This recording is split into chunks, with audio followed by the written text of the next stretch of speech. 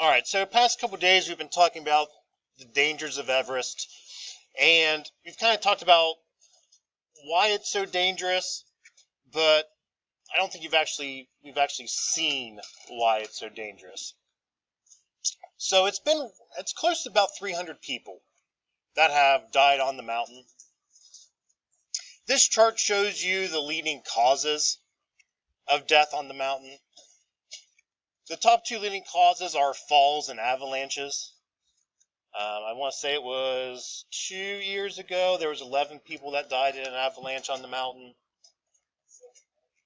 What's that? Yeah. Yep. All died in the same avalanche. Other than those two, exposure is third on the list.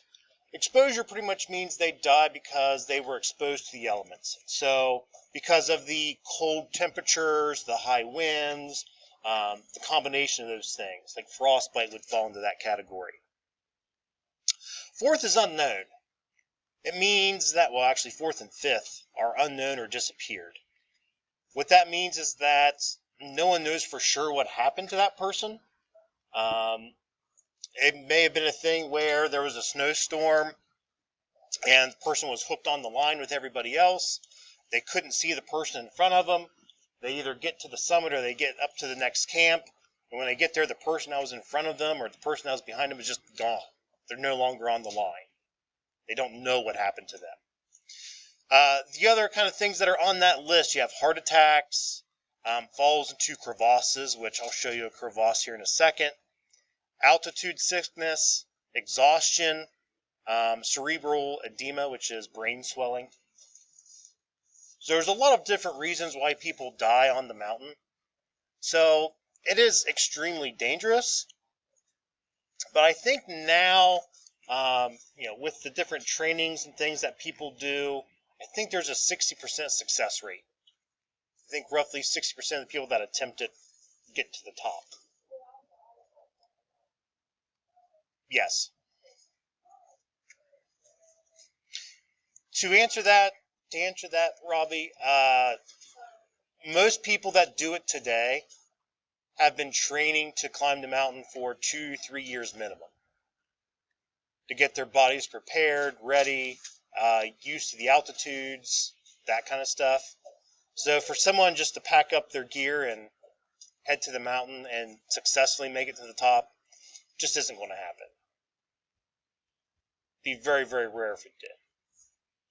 What this table shows you is the number of people that have died each year attempting to climb the mountain. It stops at 2019, so it's a little outdated. In 2020, so last year, 11 people died on the mountain also. But if you look at this chart, you're going to see there are some years or gaps between years. What that means is that either nobody climbed the mountain that year, or that there were just no casualties that year. So if you're looking through 2014, I believe has the highest at 17 people died. I believe that was another avalanche year. That got a large group of people in it. But one of the issues with the mountain is that a lot of the people who pass away on the mountain, their bodies usually stay there. Now, the reason for that is because of the amount of resources and the cost of going up and getting a body from the mountain. So if this picture, I've blurred it out. The real picture, there's nothing really to see there. It's a guy in a snowsuit. It really just kind of looks like he's laying there taking a nap. But it's a dead person still tied to the line. No, they're just walking past him. This is up toward the summit. The person passed away in that particular spot. Remember, at this point in the mountain, a lot of people are using oxygen. If you look at some of the climbers here, you can see they're wearing their oxygen mask. Remember, we said it takes roughly 70% of your energy just to breathe at this point on the mountain. So no one really has the energy to, grab this body and carry them back down the mountain. If you're looking where the people are walking even, it's not really wide enough to, drag or help someone, drag a body either.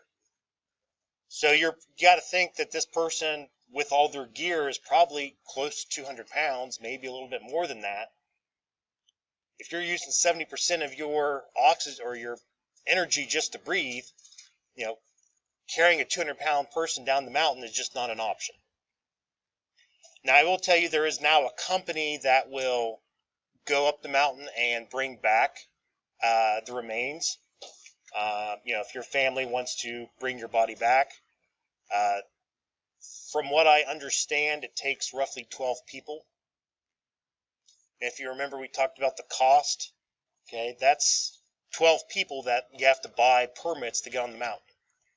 So 12 times $11,000 is what, 132,000? That's just for the permits to get the people on the mountain. That doesn't include the cost of the company's services or the cost of their gear, anything like that. So it's very, very expensive to get people off the mountain that have passed away. So that's why a lot of them are still there. Now, as far as, why so many people pass away, obviously falls. We've seen what it looks like at the top of the mountain, but there are a lot of what they call crevasses, or gaps between parts of the glacier that must be crossed by ladders. So Sherpas usually take aluminum extension ladders. They'll set them up ahead of time, tie them off, and that's what people go up and down and cross these crevasses with. So I don't know about you guys, but getting on your hands and knees and going across that little ladder wouldn't really appeal to me. You go off a little bit one way or the other, there's really no saving you. So hopefully it's a little bit more easy to see how and why so many people pass away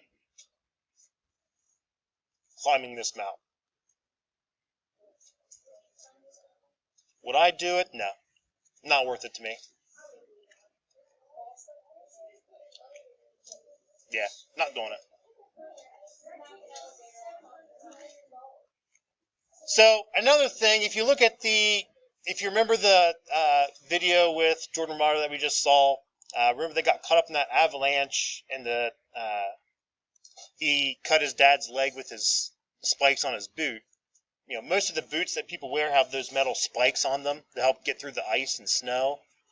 So if you look here on this picture, you can kind of see the guy here in the middle. He's got those metal spikes on his boots. I don't know how many of you guys have ever climbed a metal ladder, but metal spikes on a metal ladder isn't exactly stable. Yeah, they'll slide around and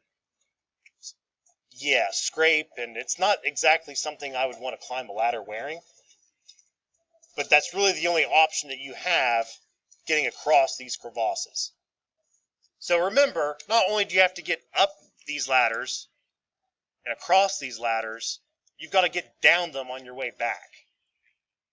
Okay, so imagine being super tired, trying to get across, going up the mountain, and being even more tired coming back down.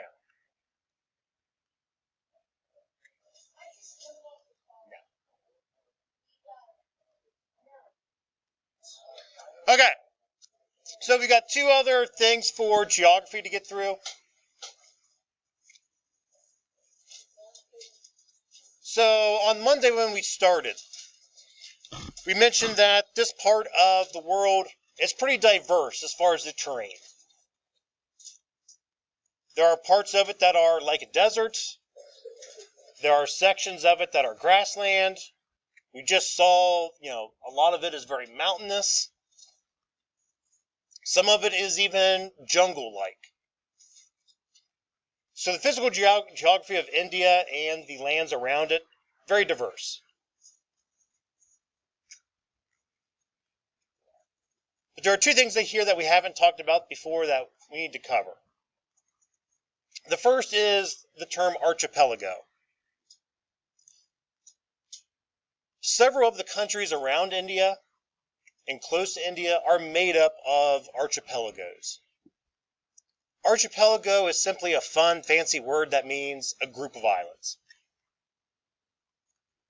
So a lot of countries in this particular part of the world are spaced out over several islands.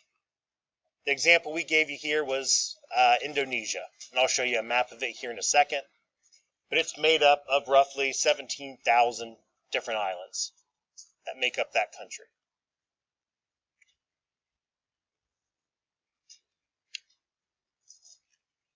The second feature that we'll talk about isn't really about geography, it's more about the climate. South Asia and parts of India have what we call a monsoon season.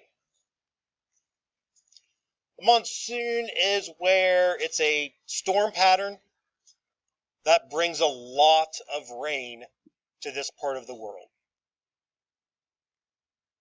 And when I say a lot of rain, I'm talking they might get more rain in a month than we might get in 4 months, 5 months.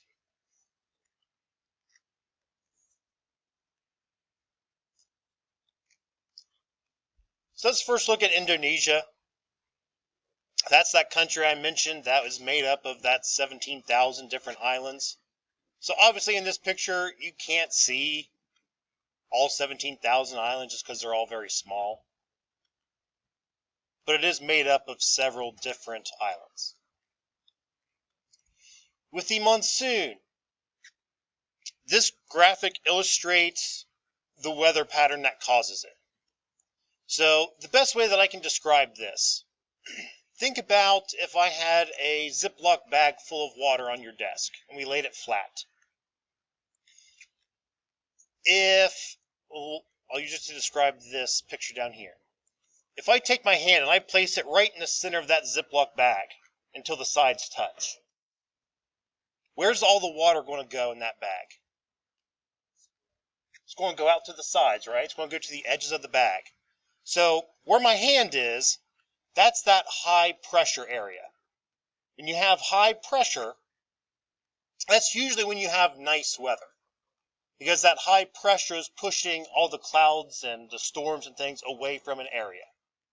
So in their winter months, that's when they have that high pressure over the land, and it pushes all those storms and things out over the ocean. During the monsoon season, though, once I start to slowly raise my hand from that bag of water, where does the water go? Back to where my hand was, right? So because I've lowered that pressure, all that water rushes to that area. So during that monsoon season, that low pressure then is over the land, and all that moisture and things from the atmosphere goes to where that is. So during those monsoon seasons, they usually get several very heavy, violent storms that bring a lot of rain.